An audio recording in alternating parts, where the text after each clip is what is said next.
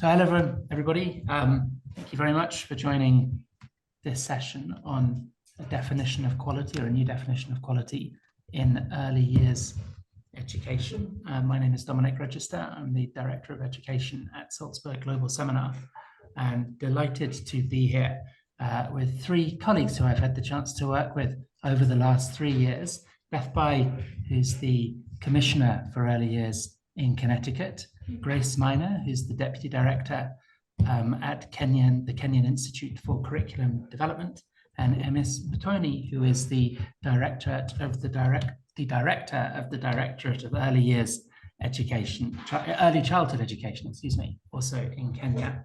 I had the chance to work with Beth, Grace, and Emis as part of a project that Salzburg Global ran called the Education Policymakers Network. This was a global network of senior education policymakers from 21 different countries, including the US and Kenya, that we started online during the sort of second half of the COVID pandemic. And then as we got to more of a post-COVID state, we're able to move to more of a hybrid model where there were regular online meetings and then also in-person meetings. And the network collaborated on a number of different projects. They did some collective advocacy work around the breadth of skills. They published a joint essay collection. They have supported education reform initiatives in one another's countries. And one of the unifying themes around the work, and indeed the thing that brought the network together in the first place, was a commitment to the importance of a breadth of skills in education. So moving beyond a narrow definition of education purpose as being primarily about academic attainment and thinking more broadly. So the way that we're going to structure the conversation today is we're going to spend a bit of time talking about breadth of skills. We'll then shift the conversation to have more of a focus on early years education and talk about the importance of early years and some of the challenges that can exist applying different kinds of progression metrics or assessment metrics developed for other stages of education to the early years context. And that will take us into this definition, this new definition of quality. We'll then spend a bit of time explaining that and then open it up for a broader discussion with you afterwards. But first of all, if we kick off with the importance of breadth of skills, and we'd love to know, Beth, from your point of view, or Grace and Emis from the Kenyan perspective, is breadth of skills a sort of hot topic issue in education at the moment? And do you feel this is an argument that still needs to be made to other stakeholders? You know, Dominic, it's so good to be here. I'm going to ask Grace to kick this off because, Grace, when I first met you, and you'd been involved in this breadth of skills conversation internationally for years when I first came to it. So I'm just thinking you'd be the best of us to start. And Emis and I are early years folks. And we have something to add, but I do think you, like, really, this is your soul.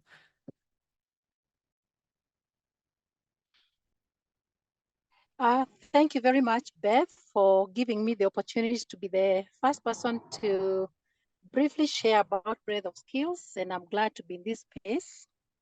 I hope I can be heard because I'm actually parked along the road. I'm traveling. But it's been an exciting moment. I know breadth of skills is is a fairly new concept in education globally, but many countries are beginning to embrace breadth of skills as a very important component that forms, quality education. And from the Kenyan perspective, we are saying that we cannot just continue focusing on the cognitive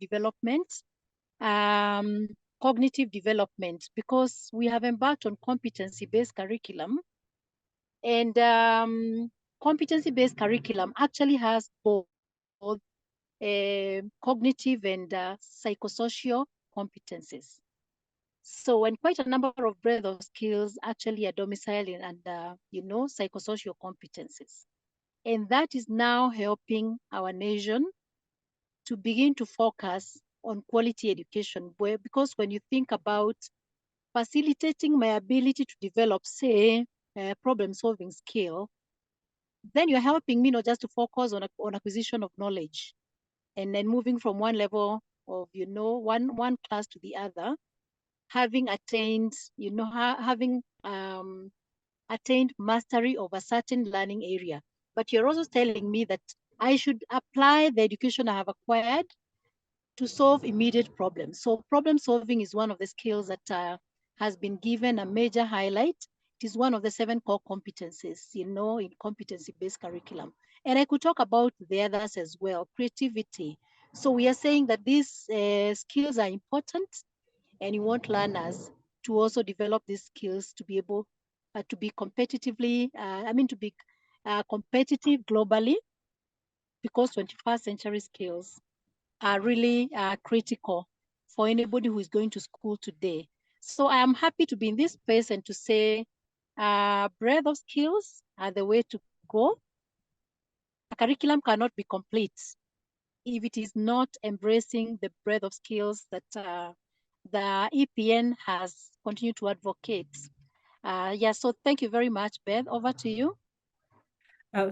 Thank you, Grace. Well, Emis and I come at it from the early childhood point of view, and Grace has sort of a broader context. But I think this is a place where early childhood education can really help lead the broader conversation, because it's very hard to assess sort of cognitive skills with young children, but we know those early years are so important.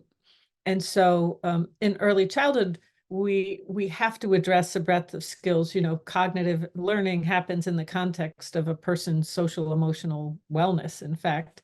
But in early childhood, it's really hard to measure cognitive outcomes and to totally focus your definition of quality on what have children learned or what are they doing. You measure quality in terms of their approach to materials, their eagerness to learn, and sort of their ability to function, their self-help skills, their ability to do those early literacy and numeracy skills like estimating and rhyming. And it all happens in the context of play and in an environment that's set up to maximize learning. So I think, listening to Grace on the breadth of skills, in early childhood, it's sort of impossible to ignore breadth of skills, because a 3 or 4-year-old will throw themselves on the floor, and say, I'm not going to sit at a circle for an hour. And in the United States, I think, because every state is different, some states that tried to do a very hard focus on cognitive skills with 3 and 4-year-olds have not shown the outcomes when they get to be 9 and 10. And in fact, they've been failures. Whereas states that have employed more of an approach, a breadth of skills approach to early childhood, and measured things that you can measure in young children, like vocabulary, like their approach to materials, and measure the quality of the environment, have been able to show really significant outcomes where children arrive at school when they're 5, 6, 7, really ready to learn and do much better and have fewer referrals to special education. Their later education costs actually go down, and they bring that breadth of skills to their classroom as they reach the elementary years. So I think Grace summed it up well. And I know, Emis, you are focused on this now as well in Kenya, in your new post. So I'll turn it over to you. Okay, thank you, Beth. For Kenya, as Grace has put it, we are trying to implement competency-based curriculum in our education system. And from the breadth of skills aspect, we are seeing social-emotional learning as an enabler to measure quality. Because if a child goes through education and they cannot have these competencies of collaboration, portray leadership skills, teamwork, empathy, of course, you understand this child has not grown through the right process of learning. And therefore, to us, we are combining cognitive development, and the breadth of skills. That is the social-emotional skills that the child should acquire as they proceed in education. And that's why we are not emphasizing on formative assessments, but we are doing, formative and summative, but we want the children to continue learning by assessing them. Are they acquired these skills? Can they communicate? Have they acquired the language? Those are some of the things we are concentrating on, especially early years, that is 4 years to 8 years. That is what we are observing. And so far, we have not yet come up with an assessment tool to assess the quality. But we are trying to develop, but it's quite difficult. Unless the child portrays those competencies, it will be very hard for us to say, this child is this level. But through the skills that the child portrays, we can now tell through observation, through the way the child behaves, we can tell this child has achieved the prerequisite skills that are required at their age.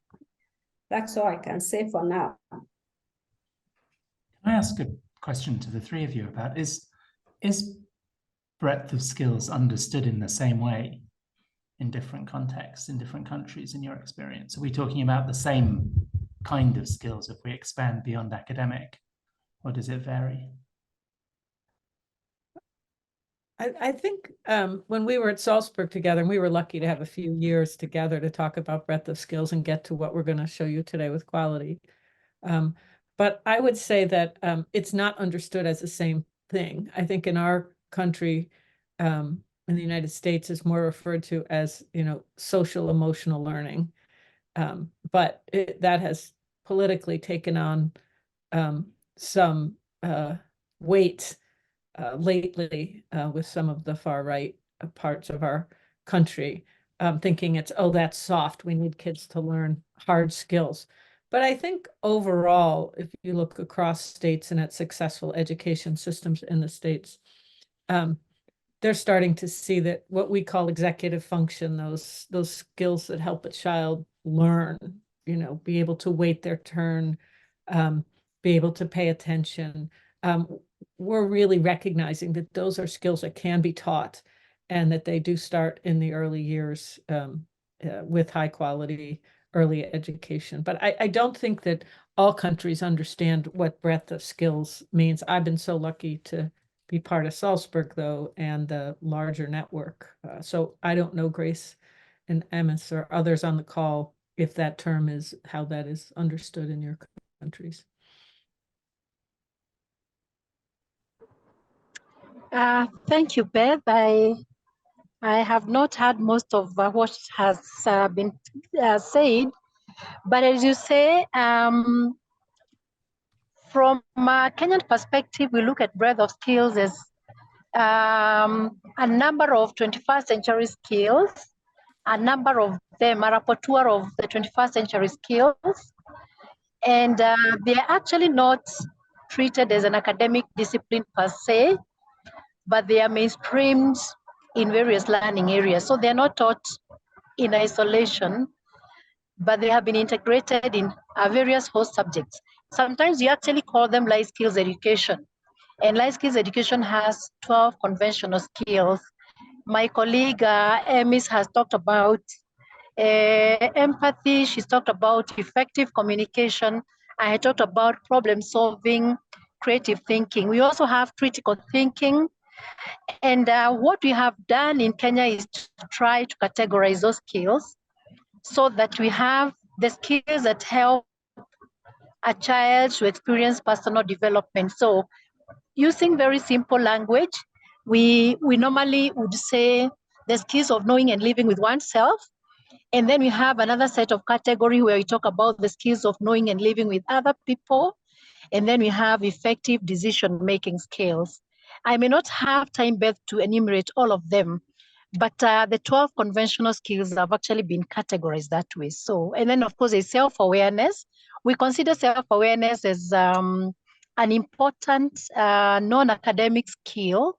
Issues of self-esteem, coping with stress, coping with emotions. peer pressure resistance skill is also another conventional skill. And the skills of knowing and living with oneself, what you'd call interpersonal skills. We have assertiveness. We also have empathy. We have nonviolent conflict resolution skills. And all these skills have been integrated in other academic areas so that if you're a biology teacher and you're teaching, say, aspects of human reproduction, then you can talk about aspects of self-awareness. You can bring in issues of sexual maturation. But at the back of your mind, you want the learner to engage in a self-awareness process that is beyond the biological functions. It's about holistic me. So the breadth of skills are actually integrated in various learning areas and subjects in different levels of education. They are not taught in isolation. We had tried to agitate for a standalone subject, at least in junior secondary, that is from grade 7 to 9. But with the new presidential working party recommendations, they're saying subjects are too many. We have had to integrate life skills education into social studies.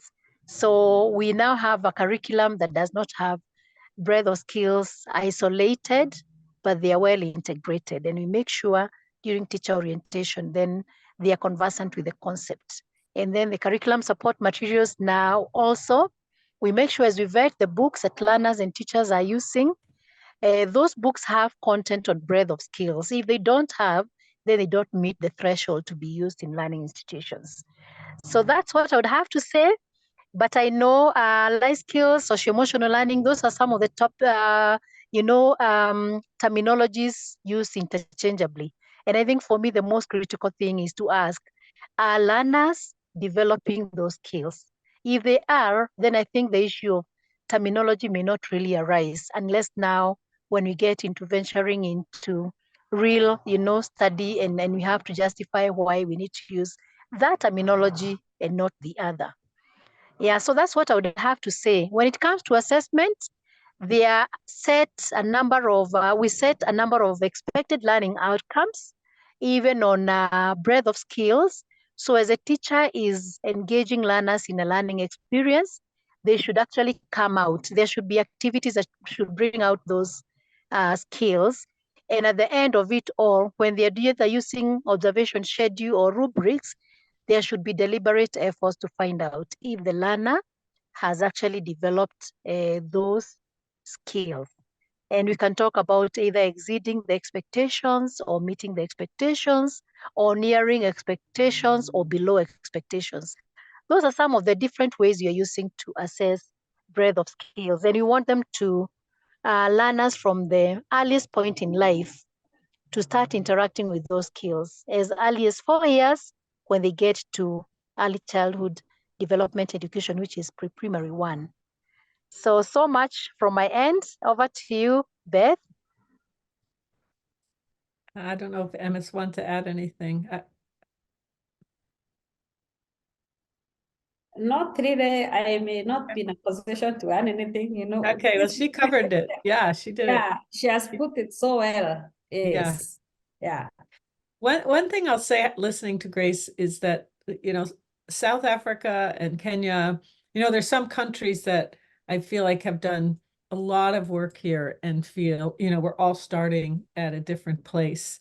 Some countries are simply trying to, we heard about efforts to just reduce some of the punitive approach to teaching and understand the child, that they can't learn if they're scared, and trying to get some of those basic items. And then you heard from Grace a very sophisticated approach where breadth of skills is built into their assessments and integrated in the curriculum. So I do think different countries are really at different places here, which is what made our work together coming up with the definition of quality so interesting, that despite being at totally different places in terms of breadth of skills, that we came to a common understanding in general of what quality is.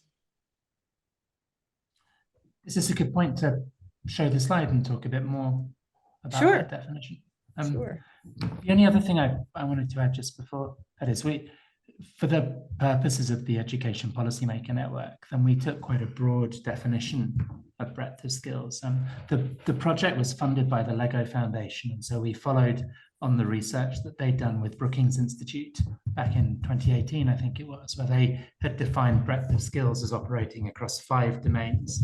So there was the cognitive, the physical, where most education systems focus their effort, but then social and emotional as 2 separate domains, and creative, that's the 5th domain for breadth of skills. And when we started the Education Policymaker Network, then the age range, or the sort of focus of application, was really for learners aged between 3 and 12, but it expanded to sort of encompass all of early years. And I think that comes through in the slide that we're about to show. So let me bring that up, and then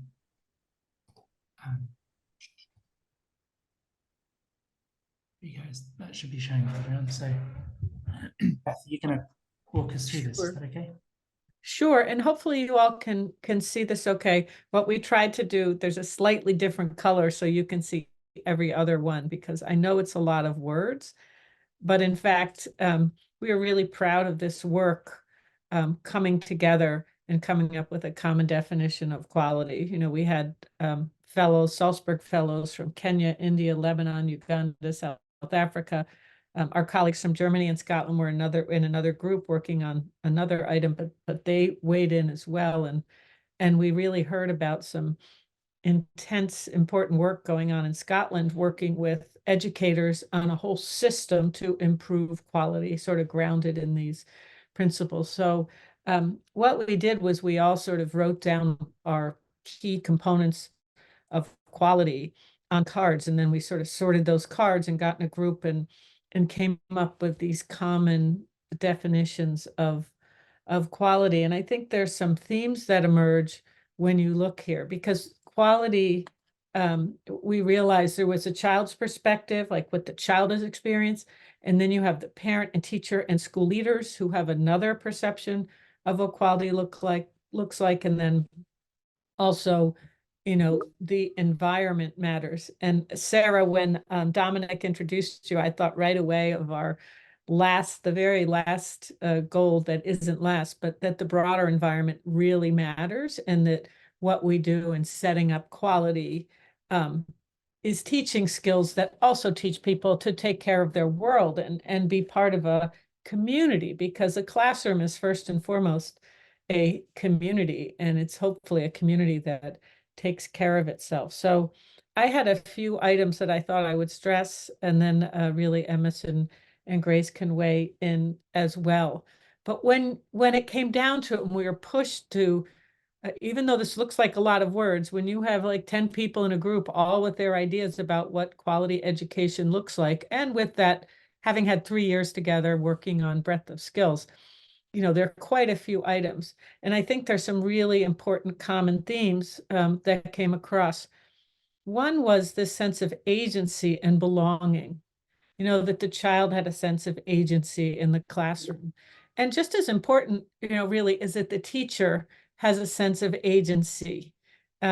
When systems and policies get super strict and teachers get locked into a very scripted curriculum, they lose their sense of agency and that creativity and the approach, and it can impact their relationship with children. So I think that sense of agency came across throughout, and even down to the environment, like this idea that you as a child or you as a teacher or a parent does have an impact on the environment, you know, so that all matters. The other thing that came across and was very different in different countries is this idea that basic needs are met, that in fact meeting basic needs, we learned from each other, has a lot to do with how you get children to school, you know, that having food and water, and I know in the United States having free lunch and breakfast is something that draws children to school, particularly children in, you know, from families who don't have a lot of resources. So that idea of agency, and also, and this is another learning, I think, from early childhood that we're so good at in the early years, is, you know, the child is at a certain developmental level. So you have to have a curriculum that's challenging but achievable, that you take into account the child's development, whether they're 10 or 3 or 16. There are things that are common across child development that are important in the classroom. The other thing is just this idea that teachers are supported with ongoing professional development. That can be a real weakness in the States. A lot of times the teachers are sort of like, here's your curriculum, here's your classroom, you go. And my guess is that goes on around the world. So that teacher is respected and allowed to grow as a professional, and that we are tracking learning. I know we're talking a lot about breadth of skills, but we do want to make sure children are learning. That's an important part of quality. And then just to get to the environment before I open up to my colleagues, like that it does matter. The classroom environment really matters. In the early years, we call the environment the third teacher. You have a teacher, an assistant, and then an environment that supports learning, that engaged learning with materials that are appropriate, but that also lead to children being able to, those who are ready for more, there's things in the environment that challenge them. And those that need supports, there are things in the environment that support them. And the other thing that we seem to come across all systems was this idea that there's a structure and routine to the day. That's part of helping kids' social emotional skill, that they know what's coming next, that there's not chaos. And obviously for different reasons in different learning environments, you can't have maybe as much as you want, but that high quality education requires this idea of structure and routine. So we were really proud of this work, and there was a lot of back and forth. I know I had a long conversation with Fadi from Lebanon trying to get at this and get just the right words and definitions based on our different perspectives. But we definitely got there, and we all left feeling really good about this definition of quality, and with the challenge before us of, okay, if this is a definition, how do you measure it? And, in education, we like to talk about measuring a lot, but if we could really get our hands around measuring this kind of quality approach to education, we really believe we could move the ball forward. So I'll turn it back to Dominic or Grace or Emmis to add in.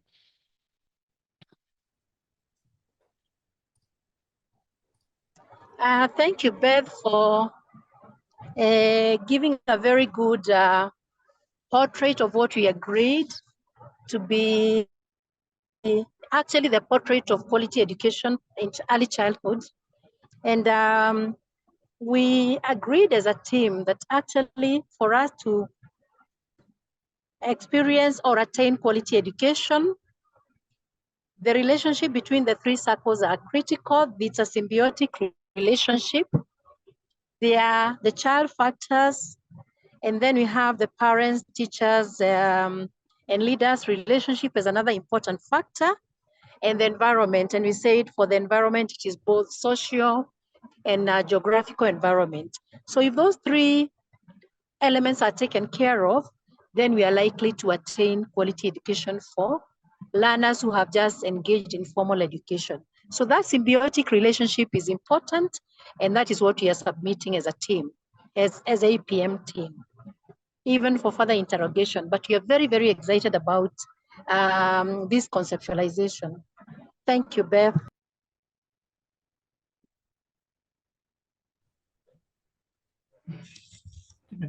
Ennis or Beth, would you be able to speak to how things in your respective systems are evolving, and whether there's, because of the work that you did together and with others through the Policymaker Network, whether there have been changes that you've been able to bring in, or that you're looking to bring in, sort of drawing on other examples of international practice? Emmis, why don't you go first? I just spoke. Yes, for Kenya, I can just mention what we are trying to do as far as the three circles are concerned. The issue of the child view and the child's welfare is critical, and we are emphasizing on immunization of the child. The health and education are interlinked, because if the child is not well nurtured from the early years, even from birth, of course, they cannot achieve the quality education we are talking about. And then we are also emphasizing on parental empowerment and engagement. And that's why we want the parents to play a key role as far as education of the child is concerned. And on the teacher issue, because of the new curriculum, we are now embarking on retooling the teacher, capacity building the teacher so that they can adopt to the new pedagogies, which are appropriate to enhance what we are talking about, the 21st century skills, because most of these teachers are not well versed on these skills. As we have discussed about the breadth of skills, some of these terminologies are very new to teachers who are trained long time ago before these ideas came up. And therefore, the teacher, the parents are a key role as far as ensuring the quality education in Kenya is concerned. The environment, we have come up with the standard guidelines to determine the kind of class, the environment in the classroom, the compound where the child is well adhered to, and for any establishment of a school, the community has to ensure they meet the standards. So we cannot establish a school anywhere, but the people establishing, if it's the government or the community, and in most cases the community, they must follow the standards set by the Minister of Education to ensure the safe and security and the safety of the child is maintained. So these three circles are critical to enhancing quality education in Kenya and even access, because some parents will not take their children to schools which are not friendly, especially even for disabled children, and if the environment is not safe for the children. That's all I can say about the system. Thank you, Emis. I always listen to what's happening in Kenya, and I'm so impressed. We all have a lot of work to do always, because we want to always make it better. But I would say it would be impossible to overstate the impact of the time with the other fellows at Salzburg Global Seminar as an education leader in my state, because it really opens your eyes to what's happening in other countries and some of the focus that's going on the early years. And particularly Ollie Bray shared their quality improvement system from Scotland. That was something that I read as we were working on a quality improvement system in Connecticut. And the governor asked us to look at the whole system and come to him with a plan for making it better, because in the United States, on average, early childhood is mostly private. 70% is private, 30% gets some public funds, but the system has really been strained, and the quality hasn't been there that we need to get our children ready for school. So we developed a plan for quality improvement that is more grounded in support than meeting certain guidelines and certain scores, if you will. And so we've structured a system where programs are trying to meet a national standard, that is accreditation, which is a big challenge. But that now what we're doing is providing funding for them to develop a plan to get there, and then providing technical assistance and supports to go out to actual programs and help them achieve accreditation. And even once they achieve accreditation, to try to help them just develop a culture of continuous quality improvement. And so about 47 of our 50 states developed a system that was very structured and assigned 1 to 5 stars, and programs got paid based on how many stars that they get. In our state, we developed one that's more of a supportive structure, but if you do obtain the highest level of accreditation, you get a 25% bonus in what the state pays you, either for a childcare subsidy or for spot. So, but there are supports in place. I would also say what we've tried to do is we had a very complicated way to be a teacher for the early years in our state, where it was there were 12 steps to get to be a lead teacher. And the governor has just released a plan that there would just be 3 steps that are very clear, with more clear guidance in terms of the classes that need to be taken, that if you take 4 classes in the early years, other credits can be applied.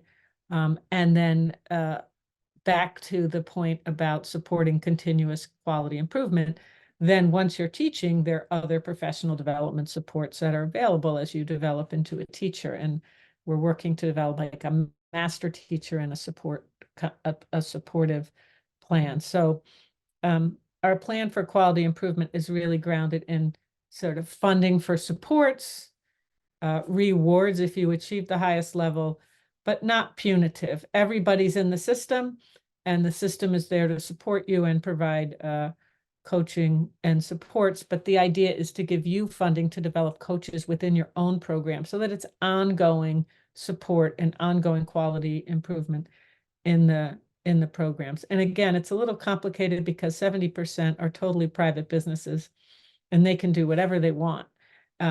But we're trying to set a standard so that parents will see, oh, these programs are accredited. Why aren't you accredited? So all the information that parents can Google will have a mark where programs that are accredited will sort of be noted as, meeting high quality standards. So since it's a private market, we're also trying to use the private market along with the public quality improvement system. Brilliant. Thank you, all of you. We have about 15 minutes left on the call, so we'd love to open it up, if that's okay, for either reflections on the definition of quality and how that was structured, or reflections from other systems, or just questions for Beth, Grace, and Emmis. There've been some great comments and questions and sharing going on in the chat here as well. So Sarah, thank you.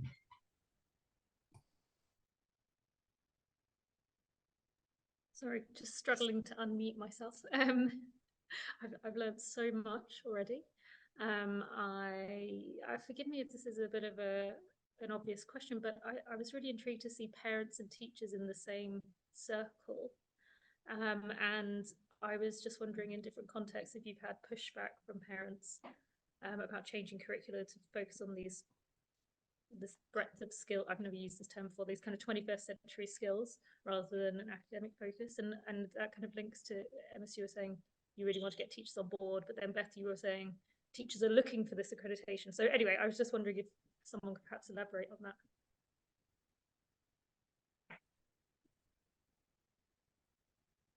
Well, I'm happy to.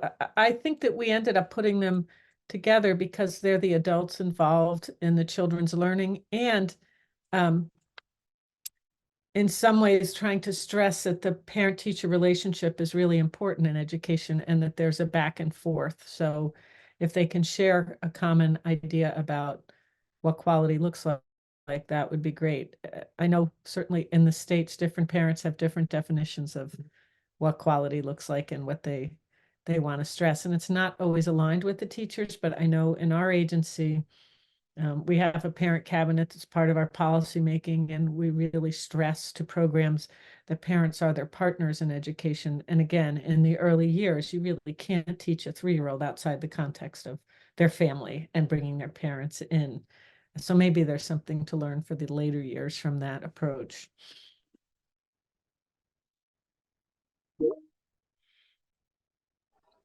I could also add to what Beth has said.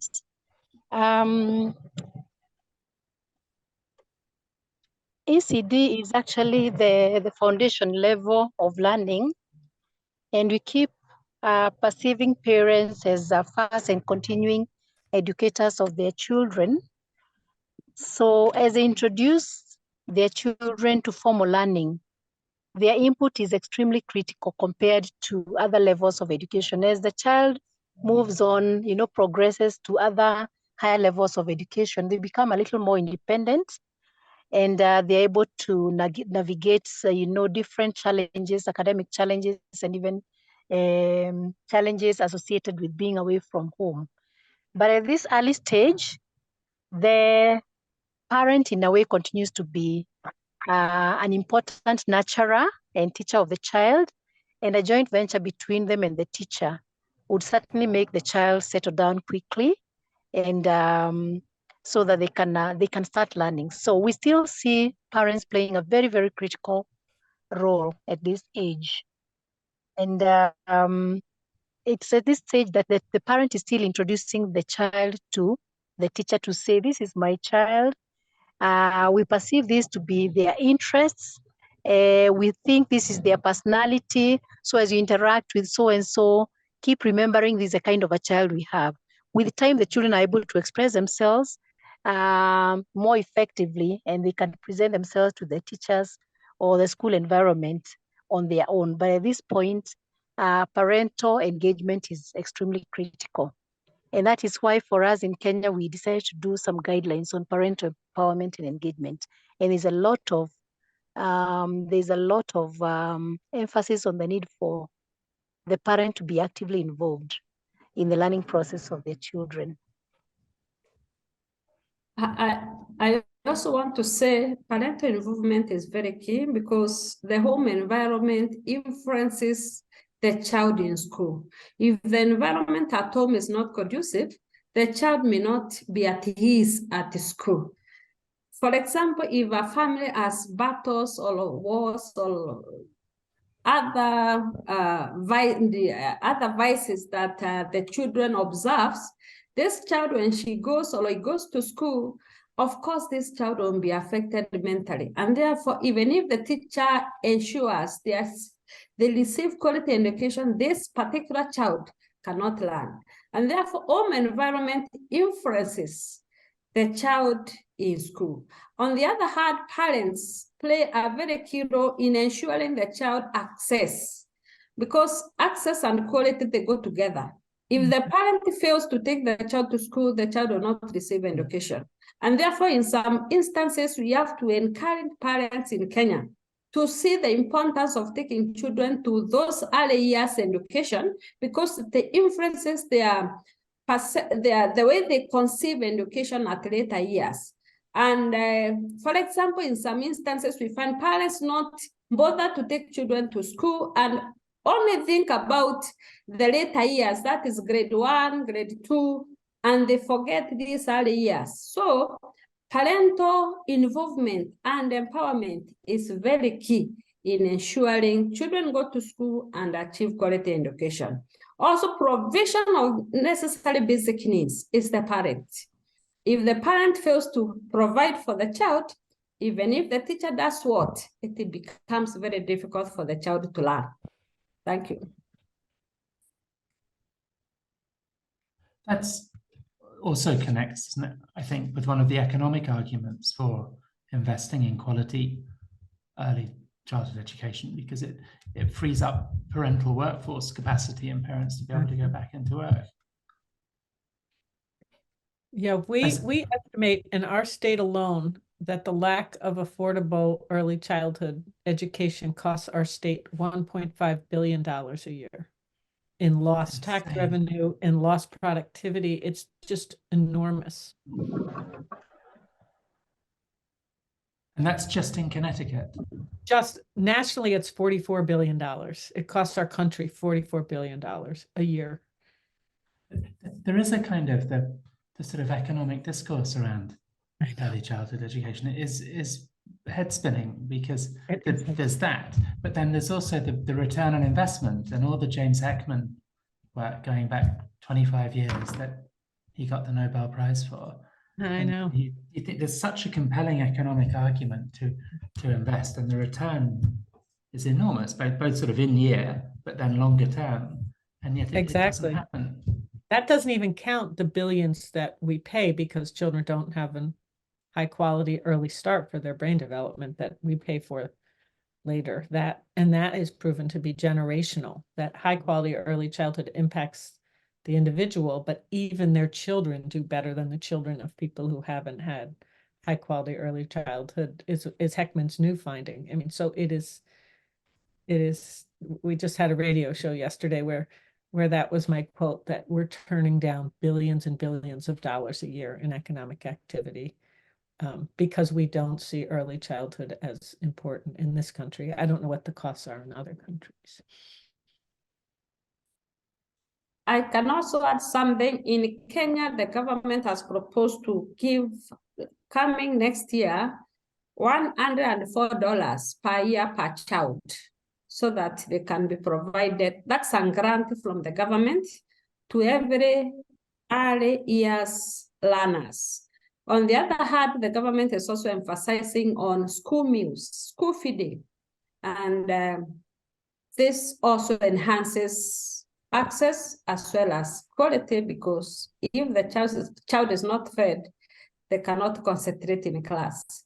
So we are emphasizing on universal school meals program, starting in the early years, going up to, I think, in grade 9. Yeah. I could also chip in to talk about learners with special needs.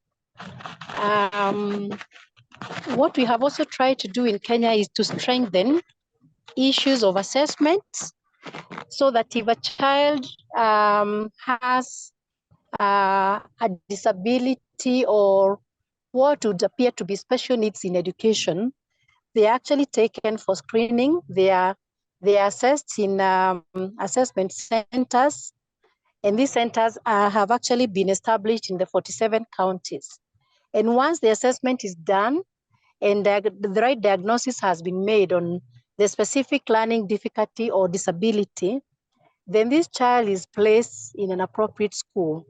So we have different schools that take care of learners with different special needs in education and disabilities, to make sure that they're not struggling. And we are now very, very happy to see those learning assessment centers becoming very robust. So, and there are situations where a parent is even told, okay, take your child to a regular school because you have an integrated unit, and with this disability, they should go on, or this child can easily go through what we call the adapted curriculum, curriculum that is meant for the regular learners, but it has been adapted for a specific disability, say physical impairment or hard of hearing or low vision. And then for those who are not able to pursue adapted curriculum or get integrated into a regular school because they have multiple disabilities or they have severe disabilities, then they go through a special curricula called stage-based curricula. And then this applies even to early childhood education. So it's good to keep remembering that we also have learners who are different because they could be having specific disabilities, and they should not be left behind. So our mission is to make sure that all learners' potential has been nurtured up, and including those with disabilities. And that should start from the very beginning, at the formal level of education.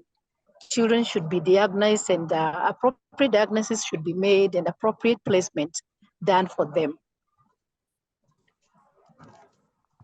Thank you. I don't know whether that there is, well, I don't know what Connecticut has done with regard to assessment of children and placing them in appropriate learning institutions. Is concerned, Beth? Well, Constanza did a whole, in Mexico, they did a whole look at the system and made a whole plan for the early childhood system that is being implemented. It was broad, it was structural as well as quality. And she really, she shared that plan with us that maybe we can try to get a hold of Dominic, but they did really important work in Mexico and are making significant investments in the early years there too. They said the one thing they would change is that they got rid of some family childcare, which was really important in their system prior, and it wasn't included in the plan. So they were looking to fix that. But that's what I remember about Costanza's plan. I'm sorry, because Sarah, you have your hand up. And if we could make this, I'm sorry, make this the final question because we need to wrap up slightly before the hour. Grace, I just was so impressed with your the initiative, and it seemed to hit the 3 circles. But I was just wondering where the money came from, and it's just such a good investment that it saves money in the long run.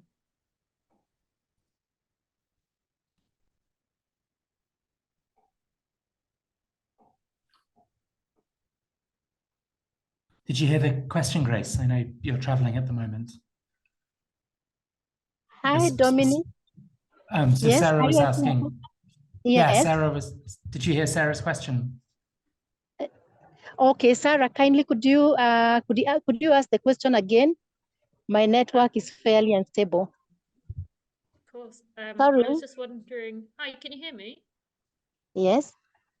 was Yes, I just wondering- can. I was just wondering where the money came for assessing all the children and providing the appropriate facilities. Okay. Those are government initiatives, and because for the last about 15 years or so, we have what we call full primary, free primary education that is offered to Kenyan learners. And from the government exchequer, those assessment centers are actually funded by the government. Quite a number of them have not been in very good shape, but there has been some revival of some sorts, and so we are receiving very good support now from the government to revive those assessment centers. And the EAC, we call them EAC officers, education assessment officers, have also been retooled. And that we have received a lot of support again from the Teacher Service Commission from Kenya. So the assessment centers have been revived, and the officers have now been motivated by being taken through some sort of retooling. We have also reviewed the assessment guidelines that they have been using before, and the tools are also very, very modern. So yeah, this is a government initiative, but we've also had development partners coming in, like Sense International has been very, very keen to support us to assess learners with visual impairment. So different organizations will identify an area of interest and they support Kenya. But as a country, we have decided to use our mega resources to make sure that no one is left behind, no child is left behind. I'd be very happy, Grace, to connect you with Sarah after the call, if that was okay. But I'm really sorry, we're going to have to bring this to a close because there's another session beginning on this Zoom account on the hour. I've just put the link to it in the chat if anyone is free in the next hour and would like to stay on. But otherwise, Beth, Grace, and Emmis, thank you ever so much for sharing your expertise and for the work that you've done on the definition of quality. And thank you, Sarah, Elizabeth, Margaret, Constanza, for joining the call. I hope that you'll have a wonderful rest of the second day of the Learning Planet Festival. Goodbye. Great to see everybody.